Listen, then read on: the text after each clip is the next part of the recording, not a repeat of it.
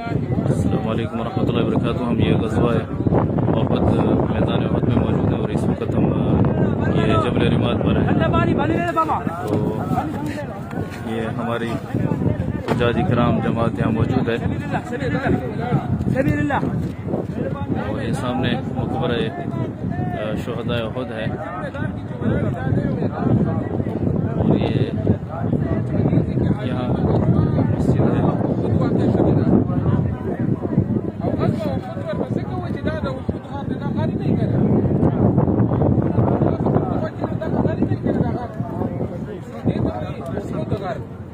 नबी करीम सल्लल्लाहु अलैहि वसल्लम ने फरमाया कि हादा जबल युहिब्बुना व नुहिब्बुहु, दा उहद घर दे दा ज़मीन सर मोहब्बत की मन दे सर मोहब्बत। नबी करीम सल्लल्लाहु अलैहि वसल्लम ने फरमाया कि कोई इंसान हगा द कोई मुसलमान जनाजा की शरीक शी अल्लाह रब्बुल इज्जत को यू क़िरात अजर वर्ती तीरा छोड़े दो खुद दगरूंगा।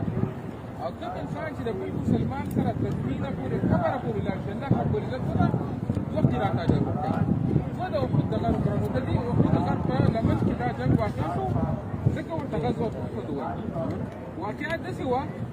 چې په درېیم کال د هجرت باندې نبي کریم صلی الله علیه وسلم ته اطلاع میلاو شوله چې ابو سفیان د 3000 لښکر سره دغه باغ مقام ته شروع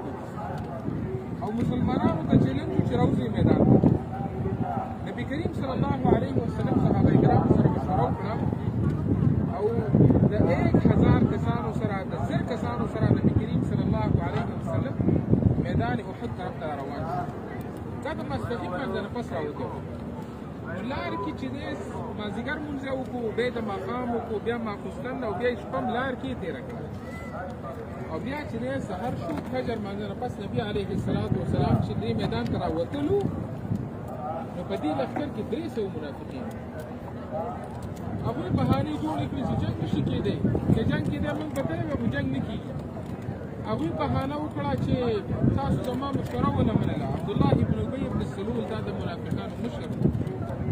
ده وویل چې یاره تاسو زما مشوره ونه منله، نبي علیه السلام د جنګ استاد وایي. نبي کریم صلی الله علیه وسلم هغه 300 چې واپس شو، نبي علیه السلام د 700 عظیم صحابه کرام سره د میدان ته راغلل.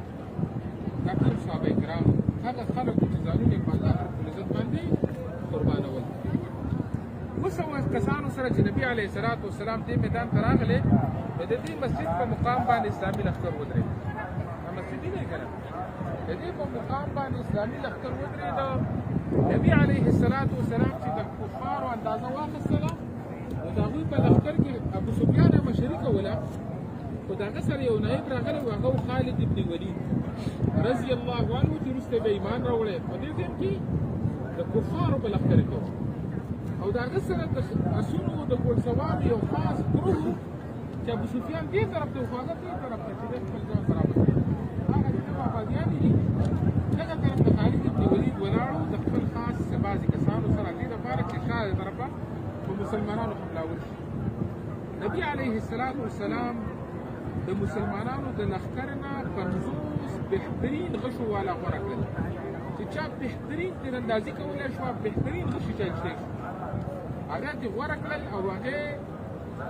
د عبدالله ابن جبیر رضی الله عنه په مشرۍ کې په دې غونډۍ باندې ودرول. دی دا ټوله غونډۍ په مکه کې ولاړي، دا هغه سر نه ورکړه، دا هغه سره پورې دا اوس لږه کمه شوې ده. دغه ټیم کې داسې وه لکه د دې ډبله، د دې دوچنده لږه غټه وه. نو نبي علیه السلام په دې باندې منظور تیرانداز ودرول د عبدالله ابن جبیر رضی الله عنه په مشرۍ کې. نو هغوی ته دا نصیحت وکړو چې تاسو به نه راکوزېږئ، چې کله درته زه ووایم راکوز شئ بیا به ونه راکوزېږئ. دا د نبي علیه السلام خاص نصیحت دې غشو والا په دې صحابه کرامو. دا میدان جنګ ګدای دی که نه؟ دا جنګلی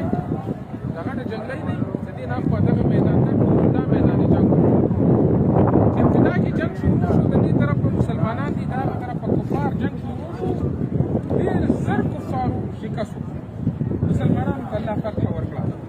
او کفار چې دا په شا باندې کفار چې په شا باندې وتښتېدله، نو دلته کې چې کوم 50 تیرانداز وو، دې کې غلط فکري واقع شو غلط فهمي ده چې د هغوی دا خیال شو ګنې جنګ ختم شو 40 کسانو دا ځای پرېښود او راښکته شو د نبي علیه الصلاة والسلام هغه چې کوم وینا وه چې تاسو به دا ځای نه پرېږدئ کله چې زه ویم راکوشئ بیا هغه وینا د هغوی نه یو قسم هېره شوه هغې ته شروع شو نکو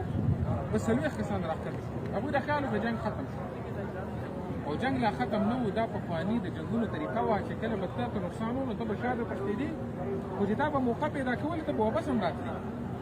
نو چې کله او بل طرف ته خالد بن ولید په هغه کې لښکر سره و که نه هغه په دې انتظار و چې دا اهم چیک پوینټ به کله خالي کېږي نو چې هغه ولې چې 40 کسان د دې نه راښکته شو بس دغه شان یې ډایرکټ په دغه طرف باندې راغی او د دې سره بس د لس صحابه کرامو وینه دای په دې غر باندې دلته لس کسان باقي وو که نه عبدالله ابن جبیر چې د دوی مشري کوله هغه هم باقي هغه ته هم الله شهادت ورکړو د دې غونډۍ د پاسه د دې نوم د جبل رومات صحیح ده د دې غونډۍ د پاسه لس صحابه کرام شهید شو شهیدان شول یا خالد ابن ولید داسې راښکته شو د شاته طرف یې په مسلمانانو حمله وکړه او ابو سفیان د مخې طرف نه په مسلمانانو راغله نو مسلمانان یې منځ کې ګیر کړل او په دغه ورځ باندې دوړ او غبار و ډېر سخت ډېر زیات غبار و مسلمانان چې د دواړه طرفه نه ګیر شو څه چې کمی و هغه شیطان پوره کړ شیطان یو شیطاني اواز وکړو چې الا ان محمدا قد قتل نبي علیه الصلاة والسلام ته الله شهادت ورکړه دا داسې اواز و چې صحابه کرام برداشت نه ډېر صحابه کرام په ځمکه کېناستل نبي کریم صلی الله علیه وسلم باندې چا ظالم په مخ مبارک باندې ګزار وکړو لاندې غاښونه چې دي د نبي علیه السلام شهیدان وګرځېدل او مخ مبارک چې دی لهو نښان د نبي علیه الصلاة والسلام مخامخ اویا اصحابه کرام شهیدان حمزه رضی الله عنه ته الله شهادت حنظله رضی الله عنه د واده اولنۍ ورځې والله شهادت مصعب ابن عمیر څنګه چې موږ ذکر وکړو چې اولنۍ د مدینې د اسلام دا د ده په لاس باندې راغله دا د نبي علیه السلام د هجرت نه کال مخکې مدینې ته راغله دې ته الله شهادت جلیبي رضی الله عنه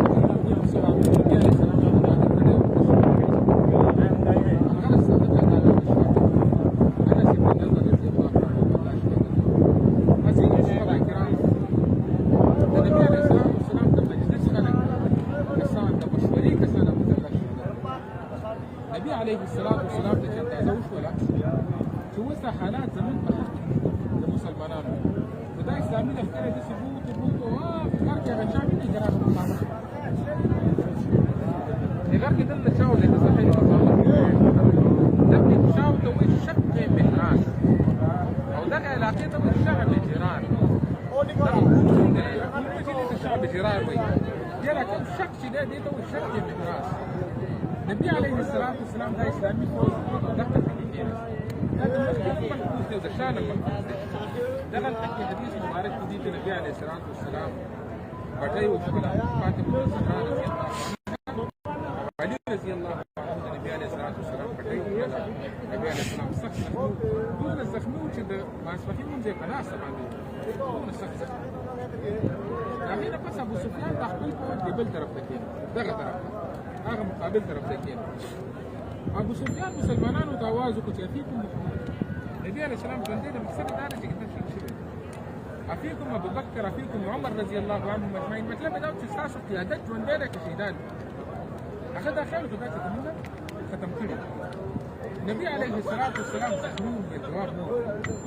خو د هغې نه پس ابو سفیان وویل چې اعلو حبل هغه دا خیال وکړو دا چې تبلیغ